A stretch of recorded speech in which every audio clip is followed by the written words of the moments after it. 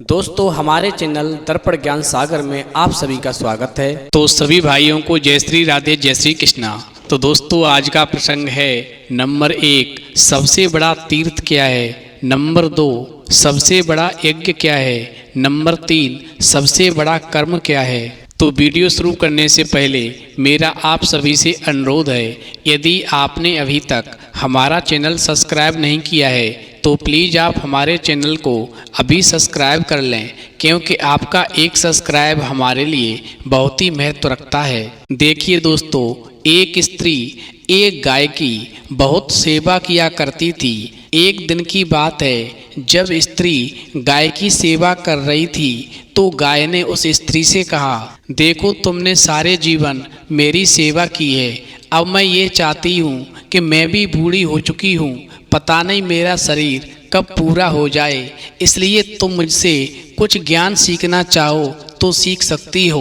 दोस्तों गौ माता की बात सुनकर के वो स्त्री कहने लगी, हाँ गौ माता, मैं भी सोच रही थी कि आपसे कुछ ज्ञान की बातें प्राप्त कर लूँ, शायद मेरे जीवन में काम आ सकें। तो वो स्त्री कहने लगी, मुझे 3 बातें आपसे जाननी हैं। नंबर 1 सबसे बड़ा तीर्थ क्या है, नंबर 2 सबसे बड़ा यज्ञ क्या है, और नंबर 3 सबसे बड़ा कर्म क्या है। दोस्तों उस स्त्री की बात सुनकर के गौ माता कहने लगी, देखो बेटी, मैं तुम्हें एक कहानी सुनाती हूँ। इस कहानी को यदि तुमने पूरा और ध्यान से सुना तो निश्चित ही तुम्हारे तीनों प्रश्नों के तुम्हें उत्तर मिलेंगे और जीवन भर तुम्हारे काम आएंगे। दोस्तों गौ माता कहने लगी, देखो बेटी, एक दिन एक गरीब आदमी एक ज्ञानी के पास अपनी जमीन बेचने के लिए गया और जाकर के बोला, आप मेरी 2 एकड़ जमीन खरीद लो, मुझे पैसे की बहुत आवश्यकता है।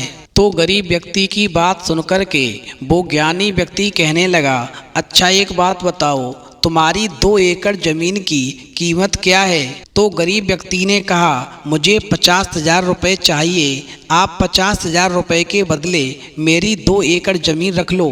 दोस्तों गौ माता कहती है, देखो बेटी, ज्ञानी थोड़ी देर तक सोच करके बोला, क्या तुम्हारा वही खेत है जिसमें ट्यूबवेल लगा हुआ है। तो गरीब कहने लगा, जी हाँ, मेरा वही खेत है जिस खेत में ट्यूबवेल लगा है, आप मुझे 50,000 रुपये दे करके उस खेत को खरीद सकते हो। दोस्तों गौ माता कहने लगी, बेटी, जब वो ज्ञानी उस गरीब व्यक्ति के मुंह की तरफ देखने लगा तो गरीब व्यक्ति ने समझा, शायद ये मेरी ज़मीन कुछ कम पैसों में लेना चाहता है। तो गरीब आदमी कहने लगा, देखो ज्ञानी भैया, आप मुझे यदि 50,000 रुपये से कम भी दे दोगे तो भी मैं अपनी ज़मीन आपको बेच दूंगा।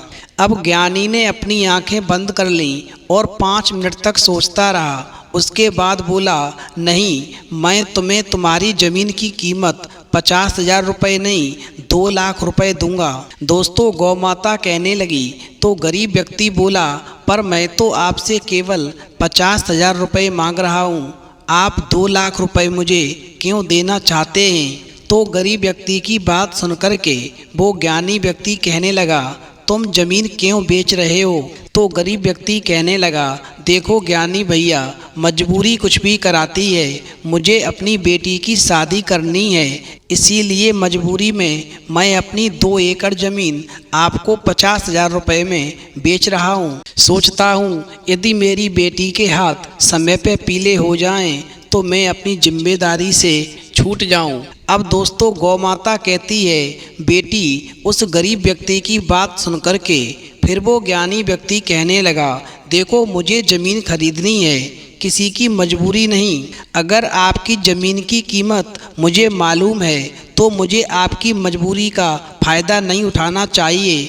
मैं जानता हूँ कि आपकी ज़मीन जो है वो 50,000 रुपये की नहीं है, उसकी कीमत 2 लाख रुपए है, और तुम अपनी ज़मीन को मजबूरी में मुझे बेच रहे हो, तो इसका मतलब ये नहीं है कि मैं आपकी मजबूरी का फ़ायदा उठाऊं और आपकी 2 एकड़ ज़मीन केवल 50,000 रुपये में ले लूं। मैं आपको आपकी ज़मीन की सही कीमत दूंगा, जो 50,000 रुपये नहीं 2 लाख रुपए है। मुझे आपकी मजबूरी का फ़ायदा नहीं उठाना। यदि मैंने ऐसा किया तो मुझे ईश्वर कभी माफ़ नहीं करेगा। अब दोस्तों गौ माता कहने लगी, बेटी मेरी बात को ध्यान से सुनना। अब उस गरीब व्यक्ति की बात सुनकर के वो ज्ञानी पुरुष कहने लगा, ऐसी जमीन या ऐसा कोई भी साधन जो किसी की मजबूरियों को देख करके खरीदा जाए वो जिंदगी में कभी सुख नहीं देता और आने वाली पीढ़ी भी मिट जाती है।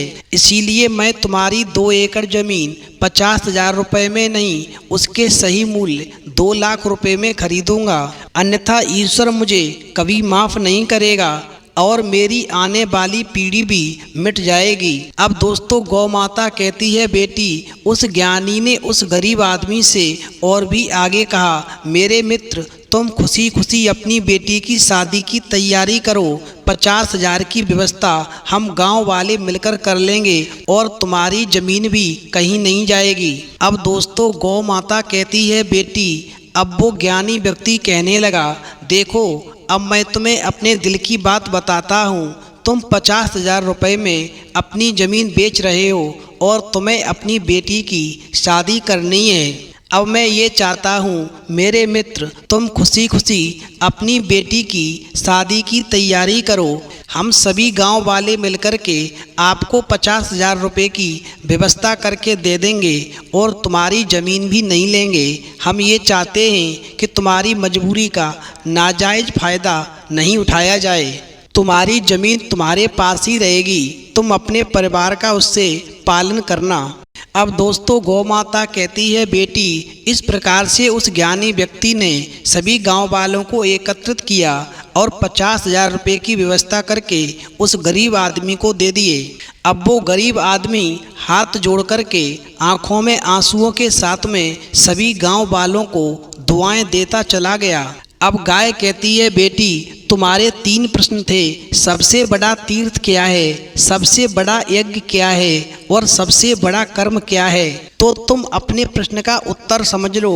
बस कभी भी किसी की मजबूरी को ना खरीदें। किसी के दर्द और मजबूरी को समझ कर के किसी व्यक्ति का सहयोग करना ही सबसे बड़ा तीर्थ है और सबसे बड़ा यज्ञ है और सबसे बड़ा कर्म है। तो दोस्तों इस कहानी से ये सीख मिलती है कि हमें कभी भी किसी की मजबूरी का फ़ायदा नहीं उठाना चाहिए।